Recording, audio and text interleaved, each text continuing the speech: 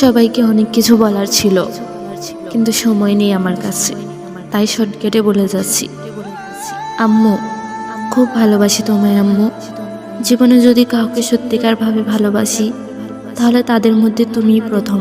হয়তো সব সময় আমার ভালোই চাইছো, কিন্তু মাঝে মাঝে আমার ভালো চাইতে গিয়ে ভেতর ভেতর আমাকেই শেষ করে দিয়েছো।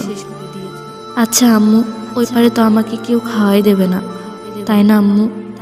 আচ্ছা আম্মু, মিস করবা না আমাকে? প্রতিদিন সকালে অভ্যাস বসে আমাকে ঘুম থেকে ঢাকবা না?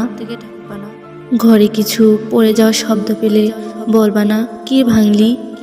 তার আসতাছি আমি। ঘরে গিয়ে যখন দেখবা আমি তো নেই, আর মনে পড়বে আমি আর তোমাদের জ্বালানোর জন্য নেই, তখন কি একটু খারাপ লাগবে না? যখন রোজ কলেজ থেকে এসে আম্মু আম্মু করে চিল্লাবো না, তখন কি আমাকে মনে পড়বে না? খেতে বসলে আমার কথা মনে পড়বে না? ঘুমাতে গেলে মনে হবে পাশে আমার মেয়েটা নেই। ভালো থাইকো আম্মু। আব্বু, আব্বু তুমি হয়তো খুব ভালোবাসো, কিন্তু কখনো দেখাও না। সবসময় এটা ভাবো লোকে কি বলবে, লোকে কি ভাববে। হয়তো আগে সমাজ, তারপর আমি ছিলাম, কিন্তু মাঝে মাঝে এটাও বোঝা দরকার ছিল আমিও মানুষ, আমারও নিজের কিছু ইচ্ছা ছিল। খুব ভালোবাসি তোমাকে আব্বু। তোমার এই পচা মেয়েটা আজকের পর আর তোমাদের প্যারা দিবে না। ভালো থাইকো আব্বু। বড় আপু, আপু খুব ঝগড়া করি না তোর সাথে? আজকের পর আর করব না। কার সাথে আজকের পর থেকে রিমোট নিয়ে ঝগড়া করবি? কার সাথে রাত্রে ঘুমানো নিয়ে ঝগড়া করবি? কার সাথে জামা কাপড় নিয়ে ঝগড়া করবি? আমি তো আর থাকবো না।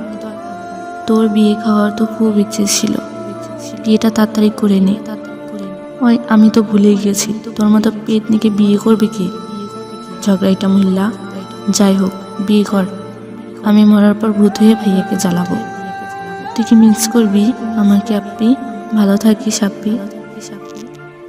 প্রিয়, তোমাকে বলার তো অনেক কিছু ছিল, কিন্তু একটা কথাই বলবো, ভালোবাসি তোমাকে।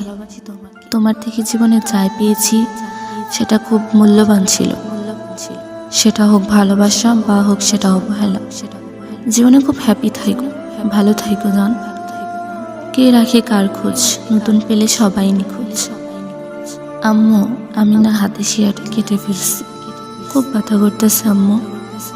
আমার চোখের সামনে সবকিছু কেমন অন্ধকার হয়ে আসছে। আম্মু, আমার হাতটা একটু ধরবা? অনেক কষ্ট হইতেছে আম্মু। খুব ইচ্ছে করছে আমার বাঁচতে, কিন্তু মারা যাওয়ার পর যারা কান্না করবে আজকে আমি বেঁচে গেলে, আবার তারাই আমাকে মরতে বাধ্য করবে।